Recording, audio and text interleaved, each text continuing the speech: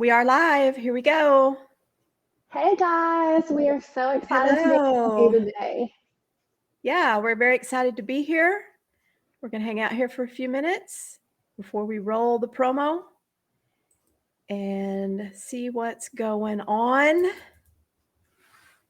Hope everybody's having a good time today, and we hope that you guys are ready for a fun time and a fun Halloween themed business show. Y'all just wait. Just wait.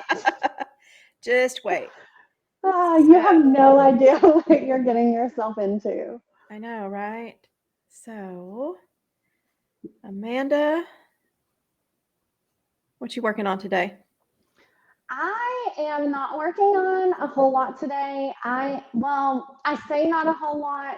I am redesigning an accounts payable process for somebody, and I'm working to notify their vendors. So, not a lot going on, but just Oh, changing an accounts payable process. No big deal. that sounds exciting. For Yeah, people whose brain works like mine, it's very exciting, but everybody else, not so much. What are good. you working on? I've got cleanups that I'm working on this week. So I'm doing I'm doing a 2-in-1, and then I've got another one that I'm doing a small one. So that's what I'm trying to get done. Well, I won't get it all done this week, but that's what I'm trying to make a dent this week. So that's what I'm working on. Even small dents are still dents. So, Small dents are still dents. That's correct. That is correct. So, all right, we are 2 minutes in. You ready to roll the? What do you yes, think? let's Should roll we the roll the intro. intro? Let's roll the intro. Here we go, people. Let's go.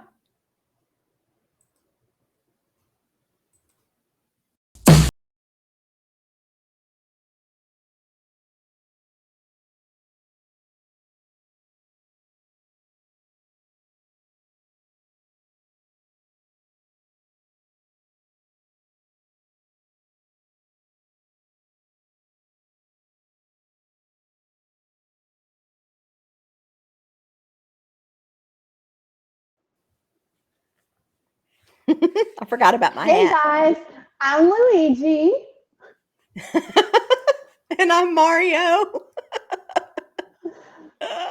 and we are going to tell you some really scary stories today. But Yes, sir. first, Yes, we are here for the Halloween themed Down Home Texas Small Business Show. I am Tammy Fisher, enrolled agent. I am Amanda Adams, CPA. And we really wanted to do this as a way to get some more information out about what kind of help your accountant actually can help you with. So sometimes we get put in these little bitty boxes that say we only know compliance, we only know tax and bookkeeping, or something along those lines. But what we really want you to see is that if you're utilizing that relationship, there is so much more. Tammy has a great background in operations, so do I. And we want to Yes. show you some of the other ways that you can really utilize this relationship to make your business better. So, Tammy, what would be some of the things out of the box that somebody may not realize you can help them with? Oh my goodness. Okay, so we can talk about hiring and firing. We can talk about policies and procedures. We can talk about things. We can talk about those type of operational aspects of the business. Um, because when you're a small business owner, a lot of times you're working either by yourself or you're working with a really small skeleton crew of a team, and you don't have departments like you would in a large or even mid-sized business. So you don't have an HR department. You don't have um, you don't have a person who is in charge of creating your job ads and doing the interviews for your people. So I can come in and help you along that way and make sure that you have the best foot forward so that you can be successful along the way. And I think you can do that too, right? Yes. So we are also going to look at things like customer experience. That is Yes. something that we it's in the forefront of our mind, but is it in the forefront of our policies and our procedures? What about security? Are you secure with the way that you transmit information? Do the people who have the information, are they the right people? Are there more people who need it, less people who need it? There are so many elements to your business Right. that just talking it out with somebody, having that sounding board is Yes. so very, very Yes. important. And so we just want to show you guys that there is such a difference in the way we need to interact on both sides, us with our customers and our customers with us. This relationship, and we both believe in relational Yes, accounting. absolutely. This relationship can grow and be fostered in such a way that maybe we haven't even thought about yet. So we're thinking about it, and that's why we really wanted to do the show, right, Tammy? That's right. Right. Right. There's so much more to what we do and what our industry does these days. The accounting and tax industry is changing so that I think most of the people that we have in our network are getting away from we just do the numbers and fill in the forms, sign them and file them. I think that a lot of the people that we have in our networks really want to have a relationship with their clients. And we're going to use that word a lot. You're going to hear the word relationship, relationship, relationship over and over because that's the way our industry is changing. And that's the way our client base is looking to do business these days. So you're going to hear that a lot from us. And that's the way we want to do business. Exactly. And that's so exciting for It us. is It's not very exciting. we we are so excited about that. We do not want to be the people who tick and tie and that's all we Yeah. do. Yeah, exactly. So, We're very excited about it. So today we are here to talk about Halloween stories. So we have brought you some very scary stories about small business. What was that? Okay, so so we are here to do horrifying tales of small business. These are from our experiences, and I think are we ready to dive right in?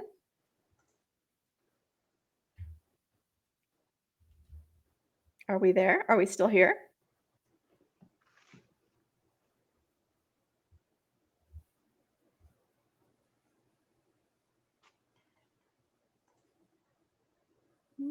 I'm freezing. Are you still there, Amanda? I am just barely. Okay. It's freezing. Oh, okay. All right. Well, It didn't like okay. me We for may a be minute. having some So sorry, transmission guys. is That's okay. That's okay. All right. Here we go. We're going to do uh scary tales of small business and I'm going to go first. So, I'm going to tell you all the terrifying tale of the do-it-yourself payroll. Once upon a time, there was a business owner who did not really have an accounting department or a bookkeeper, but he did have his wife doing his payroll. So they had temporary employees that they would hire during the summer and regular employees that they had doing, let's just say that this was like a home service business. And so they were doing routes during the week.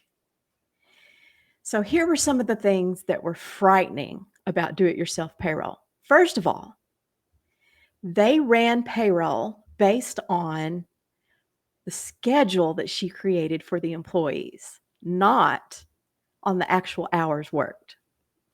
That is Wild. So if they worked more hours, they just didn't get paid for it? They just didn't get paid for them because if they were scheduled to work 8 to 5, that's what they got paid for. Didn't matter if And they worked till 5:30.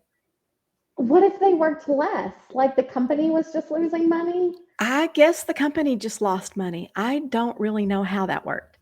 They would run their payroll on Fridays, but the pay period ended on Friday. Okay, so like the week prior Friday? No, not the prior Friday. The Friday. So you Like, got your paycheck like you got your paycheck Friday before the day was over, but you were still working. but they didn't know my hours. But they But did I because guess it was they on the didn't. schedule. I was gonna say they didn't need to. It was Yeah, on the schedule. it was on the schedule. Yeah. Well, Yeah. that makes payroll easy. I know. Are you scared yet? So they would so this is how they did it. So she would calculate the check, gross less taxes equals net, and then he, the owner, would just handwrite a check and give it to the employee. That's it. At least they took out taxes. They did. Were they Oh, right? they did. I don't know. But they would just handwrite a check and give it to the employee. No pay stub. No No, no, no, no way no. of seeing what your total calculations were, nothing. Just a handwritten check for the net amount. That you have no way to verify as an employee. Ooh. Yes, yes. And Oh, a lot of people don't know this, but that's illegal. It's not it's not on the federal level, but on the state level, that is illegal. That's a violation of Texas payroll law.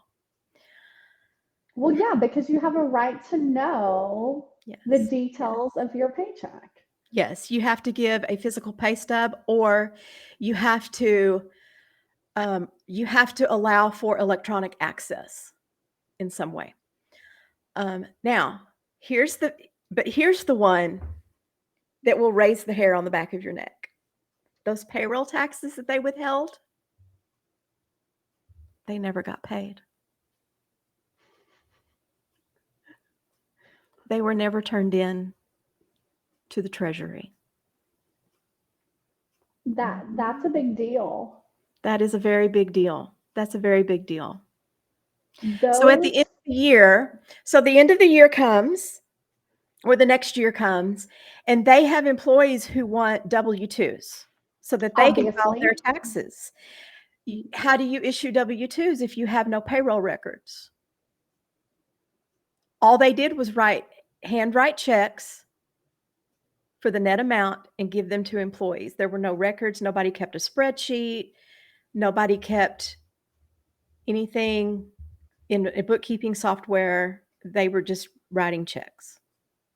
That's how this worked, or So didn't did work. we file W-2s? Well, the legend goes they hired a bookkeeper who cried and cried and cried.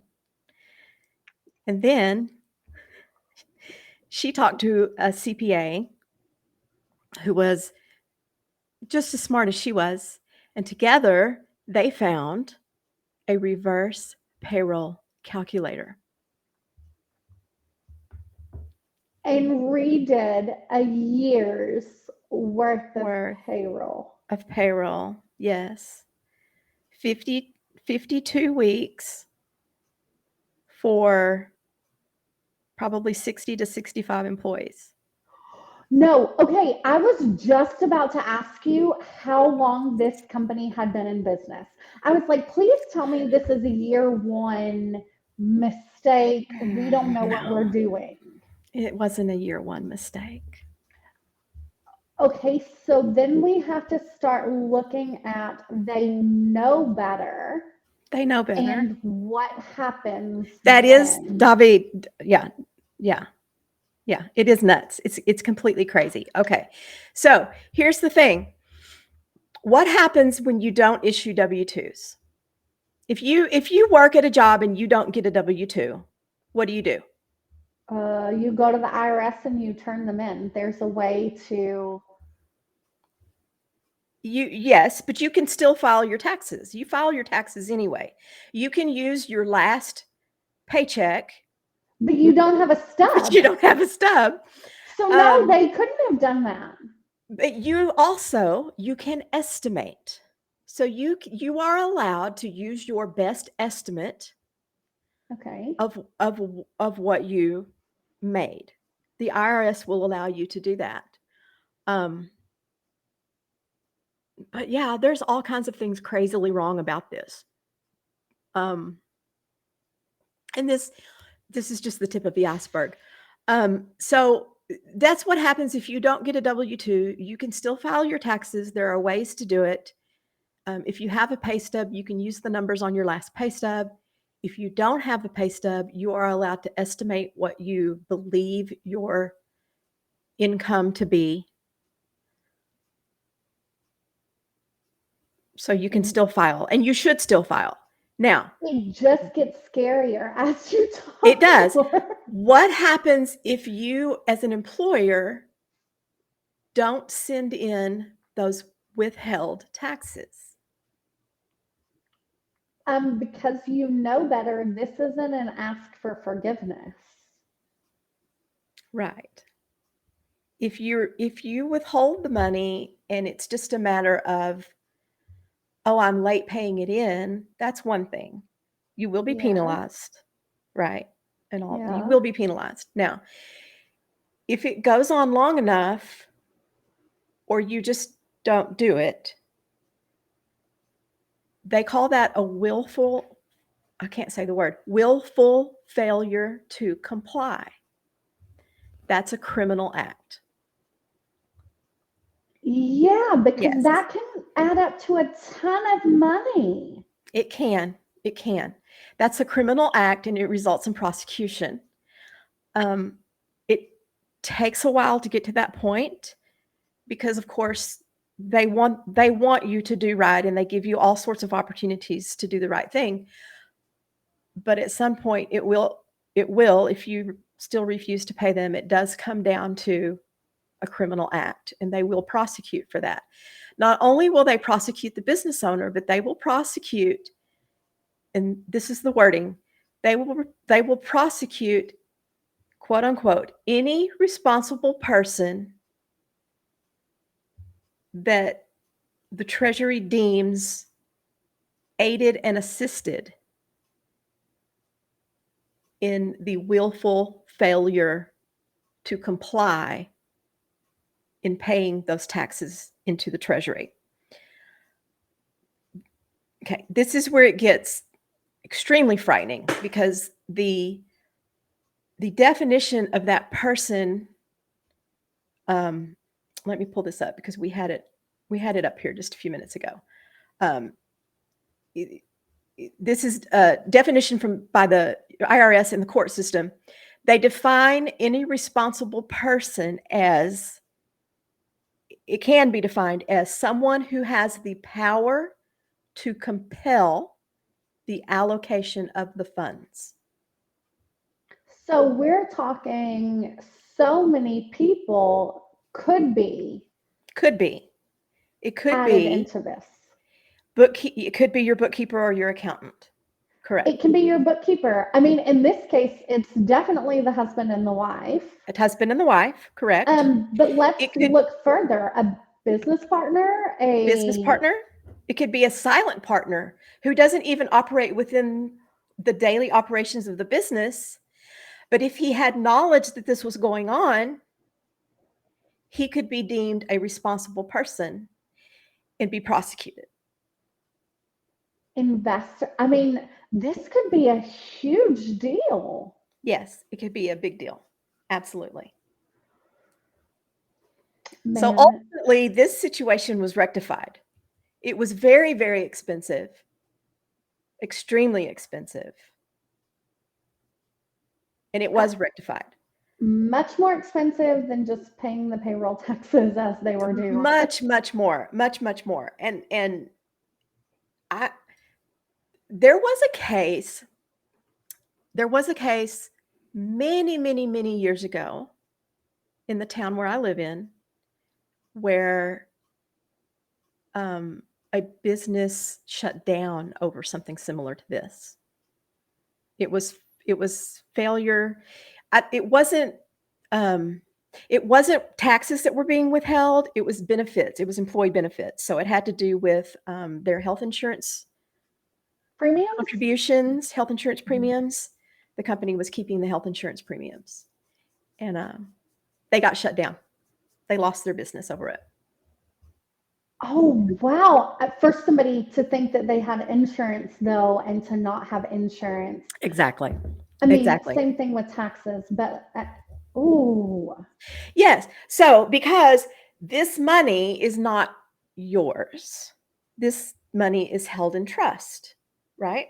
What does that mean for the people who don't understand, who don't speak our language of Who don't held in speak our trust? language. So the taxes that you're withholding, yes, David says you're stealing from your employees. That's exactly what you're doing. You are paying your employee at a gross level. So let's use a math example. Oh gosh, you're going to make me do math. Do easy Your math. employee's paycheck. Let's do easy math. Your employee's paycheck is $1,000 at the gross level, and then you're going to take. He's paying $100 for federal taxes, and then he's paying $100 into our FICA system, which is Social Security and Medicare. We call that FICA. So his net should be $800. You're withholding $200 from his paycheck, but that isn't your money. That's his money that he is giving to you, that you're withholding in trust to pay into the Treasury system. In a way, you're acting as a fiduciary on his part and promising him, I will take this money on your behalf and I will turn it into the proper place and make sure that you get credit for it. When you don't do that, it's serious. And when you don't do that willfully, that's criminal. And you should be prosecuted for that. You should lose your business for that. I say they should throw the book at you. However, as we just discussed, there are ways that you can remediate this. Yes, always, always. And so we never want to get in these scenarios. And sometimes, guys, life happens, and we are the first to admit that life happens. However, these are very, very serious things, and very scary. And here's a scenario. If you're, running a small business and you have one or two employees and you run payroll, but you don't have enough funds left over to send the taxes in. What do you say about that? Then you need to be loaning your business some money. If you can't afford to have employees and you can't afford to bankroll that from your personal into your business, then you cannot afford to have employees. That's right. This is just 100% the responsibility. I'm sorry, guys. It's the responsibility of the business owner. And so are there going to be shortfalls sometimes? Is somebody going to say they're going to pay you and they don't? 100%. That's going to happen sometimes. It better not happen 100% of the time. Let me make that clear. That's not what I was saying. But it happens. Somebody promises that you're going to get a check. The post office is slow to deliver. It happens. But that's why it's important to be working with somebody like Tammy and myself, where we're looking at those cash flows and we're trying not to be at the mercy of a check in the mail or at a customer's payment, where you're really working to be ahead of that curve and have what we in the accounting world call a runway. We want a runway that extends far past where we need it to be for payroll on Friday. Right. Absolutely. Because this isn't your money that you're playing with.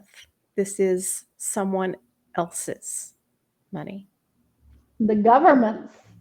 It's it's not even really theirs. It's your employees' money Well, on their behalf. some of it, Some of it. half and half in your case. Half and half on the Social Security and Medicare. You're going to actually match that and pay that in. So your match, if you can't afford your match, that's kind of a different story. I might have some sympathy there, but no, we don't have sympathy for people who can't pay their payroll taxes. So, yeah. But we can help you if you're in that situation. We can. So that was my terrifying tale of the do-it-yourself payroll. Okay. It was a scary situation. I don't know how I'm ever going to follow that up because that is I think you can. a really terrifying situation, but I'm going to try, guys. I'm going to try. I have a tale of two brothers, not a tale of two cities, a tale of two brothers. And they go into business together, and business is booming. They are making lots and lots of money, and they make it through their first year. They do all the things. They don't have payroll. They are set up as a partnership. Partners are not supposed to be paid through payroll. Let me be clear. And so no employees. They're just taking money out of the company as they get it. And they file their taxes. They go to somebody they've known for years who runs a tax preparation business, and they pay to get their return filed. Now, Tammy, what are the two ways to file a tax return? E-file or mail it in, paper file. Snail mail. If you e-file, you either get an acceptance or a rejection right away within a couple of days.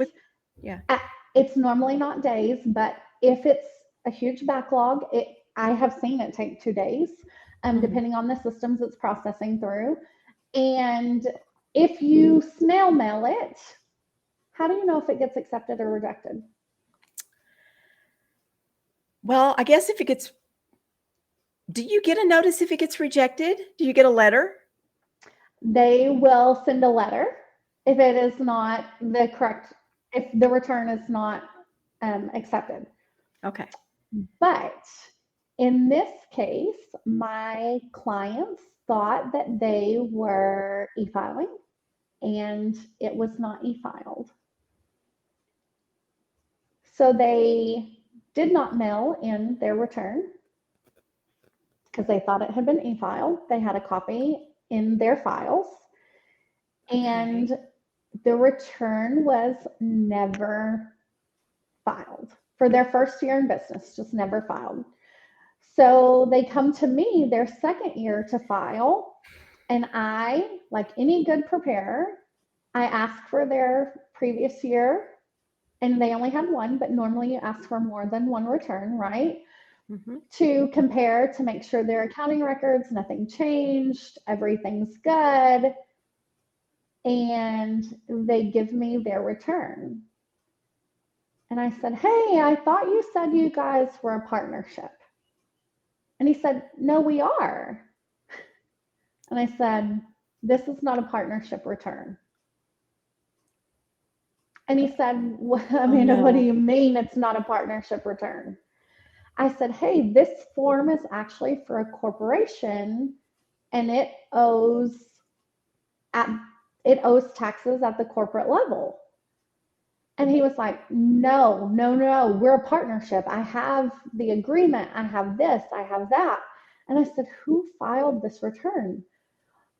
Oh, it's somebody I've used for years. I've known them forever. Oh, no. And they filed our return for us last year.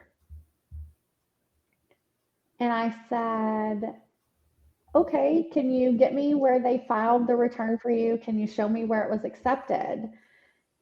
They couldn't because it had never been sent. Never been sent. Do you know what the penalties are for not filing a partnership return? Tell me. $220 per month or partial month per person in the partnership. So we only had 2 partners, $440 per month in penalties for 10 months. Okay. So they had a $4,400 penalty. Penalty, plus they still had to file. Plus, they still had to file interest on Plus that interest. penalty. But you know what else it did? You want to know a huge difference? This is to the audience because I know Tammy knows this answer. In a corporate return and a partnership return, one flows through to your personal return and one does not. One does not. A corporate return does not go through to your personal return. It's its own entity, and they pay tax at entity level. And it is a C corporation, not an S corp. I don't want anybody to get confused because some things do flow to your personal. This one did not. And so they had to amend both of their personal returns. Then they had underpaid tax on their personal returns.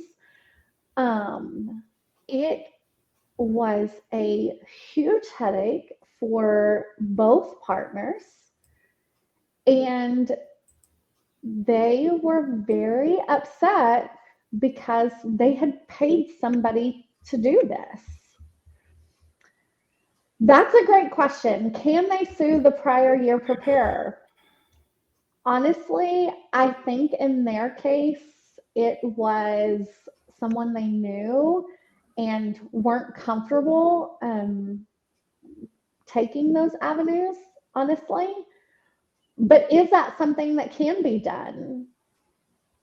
Yes, you can sue, but there are only so many remedies available to you because the tax is still your tax due. I was going to say, whether the preparer messes up or not, right, Tammy? Right, right. The taxpayer is ultimately responsible.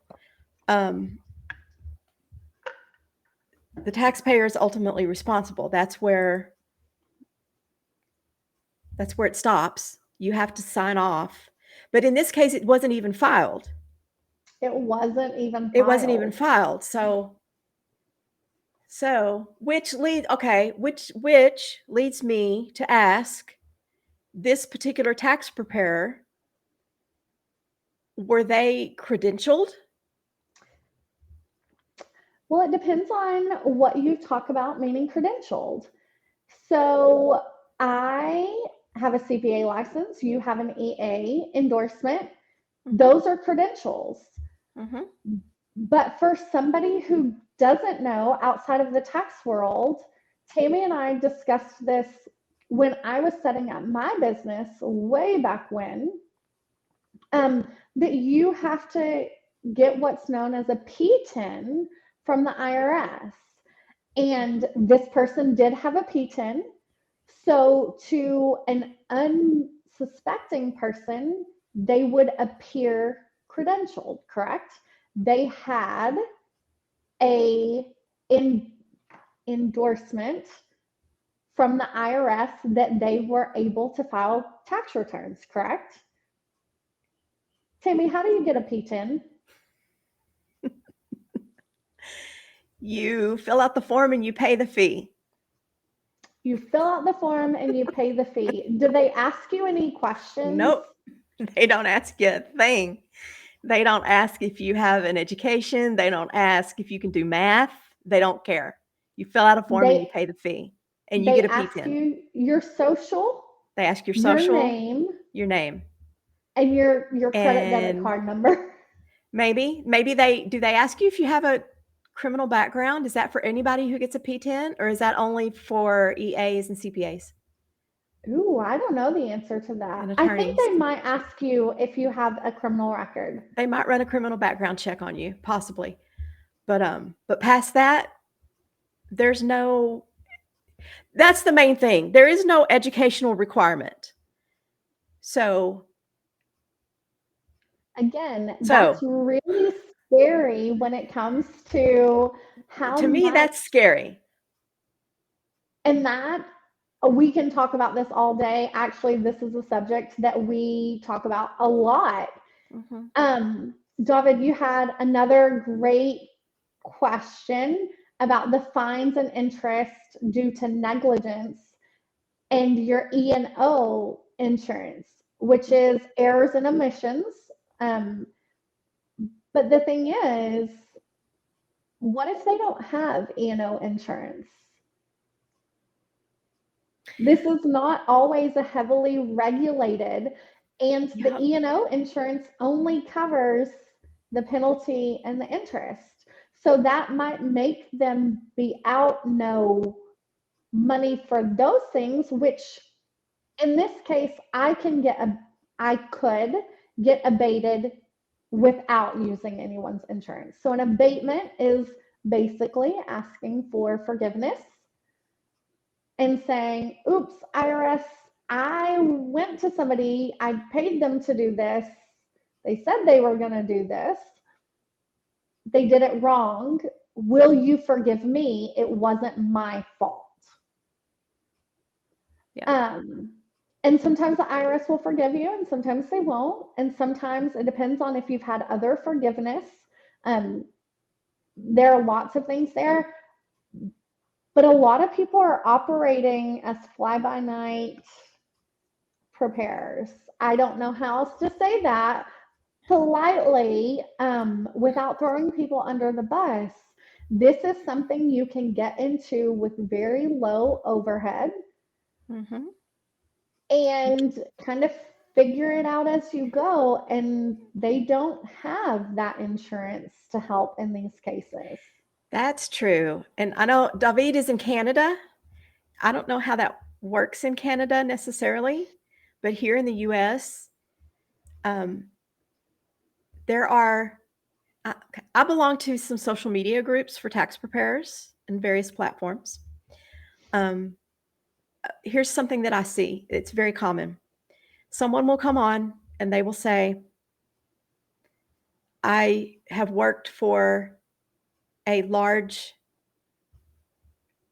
big box tax company for one season. What that means is basically they are data entry people. They know how to put numbers in the right boxes. I worked for one of those. Have I ever told you that? No, you didn't, but that's what they say. And then they say, now I want to open my own tax firm. Someone tell me what I need to do.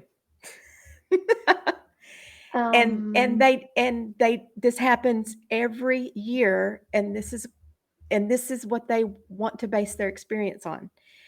And it's very frightening to me. It's very frightening because I know working for one season in one of these places is not enough experience to teach you what you need to know. I don't even think, I mean, I know what I know, but the tax code changes every year and it's very complex. and I've been in the industry 15 years, and Yes. over 15 years. And I started at one of those places, and the one that I started at, I had great, I did take a training, it was good, but it asks you questions sort of like TurboTax. Mhm. And we can get into that if anybody wants to at some point. But it asks you questions. Did they have a change in life circumstances? Did they get married? Did Yep. they this? Did they that? It's not teaching them to think for themselves. It's Right. teaching them to answer yes and no questions. And then somehow they think that that prepared them to go and do it on their own, where it's not such simple scenarios. Right. I can guarantee you there's not a question, at least on the one I worked in, did their business return get filed properly by their previous preparer? There's not a question for Right. that. Or just the fact that they just will come up and say, I want to open my own tax firm. Yikes. Yikes. So, yikes. So, frightening. And this is across not just tax, it's across bookkeeping, it's across advisory services. It is really one of those things that, in Texas at least, there are stricter rules on what you can call yourself without certain education, True. on what you can name your company without following certain processes, procedures, rules. That's true. There are very strict rules, at least here in Texas. Mm-hmm. But we no longer live in a society where we're just here in Texas. We're working with people and have the capability to work with people all across the country and world. Yes. Which is even more frightening now that I say that. Ooh. Okay. I'm getting goosebumps. Okay. I was hoping it was the ceiling fan that you can't see giving me No. It's kind of scary. It's kind of scary. Okay. Yeah. It's a crazy world that we live in, right? It's a crazy world that we live in, but that's one of the reasons that we are so impassioned to have these conversations, to do it on LinkedIn Live. I promise this is a very toned down version of what Tammy's and my conversations offline look like. And Well, so, maybe as we get into it, we'll get more passionate, and I don't know. We may have to watch our language just a little bit. I don't know. well, LinkedIn We don't want to kicked me get off. banned. Yeah, no. Okay, so we're gonna You try got kicked to. off? You got kicked off LinkedIn? No, I said, will I? Like, I Oh, don't I wanna don't know. swear. I don't know. I've seen other people. I watch other LinkedIn lives, and they throw some salty words out there every now and then. Okay. But I Well, mean, we don't need to advertise it. We just need to be passionate about what we do. and we are, which is why we're And we bringing the are. show to you guys. So, That's right. as we continue our show over the next, hopefully forever, Yes.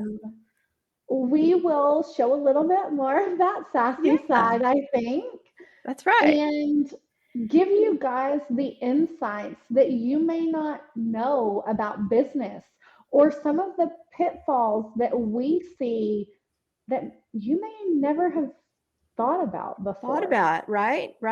Right. We're going to come to you every other Monday.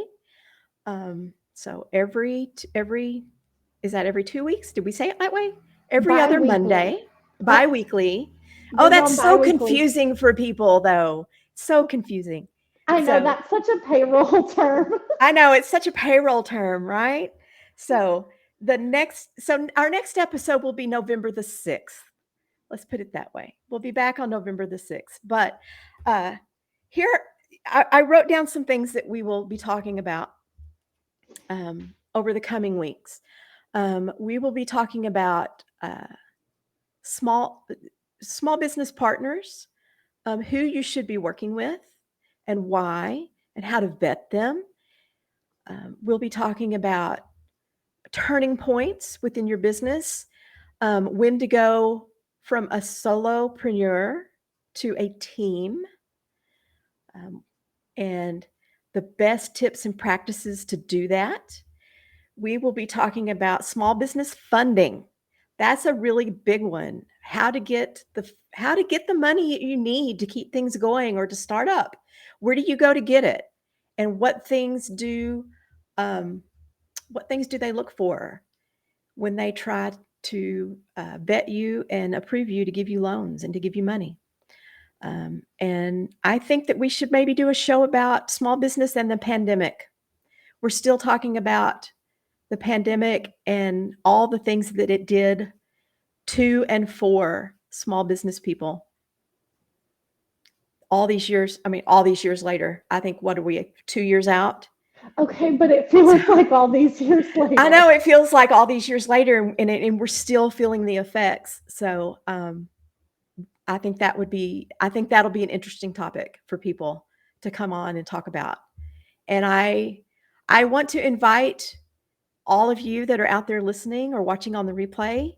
If you have a story to tell, hit us up, land in our DMs, and let us know who you are and what you have to talk about, so we can get you on the show and we can talk to you about your experience being an entrepreneur and starting a business and what it's been about and what it's been like, because we want to talk to you.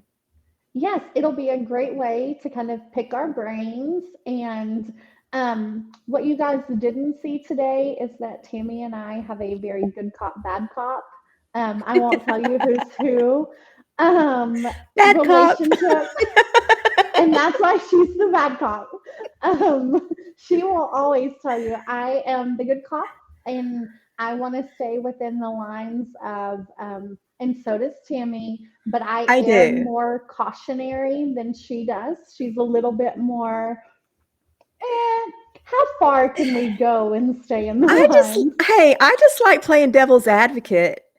That's all. I just like the what ifs. So that doesn't mean that I'm bending the rules. It just means that I like to ask the questions. That's all. I And swear. That's so all. you will see that if you have some questions to come on and ask us, what that looks like. We have some scenarios. We're going to talk about some things that people have tried on their tax returns and what our take would have been on that, or other ways that they have found to get creative in their businesses. That's right.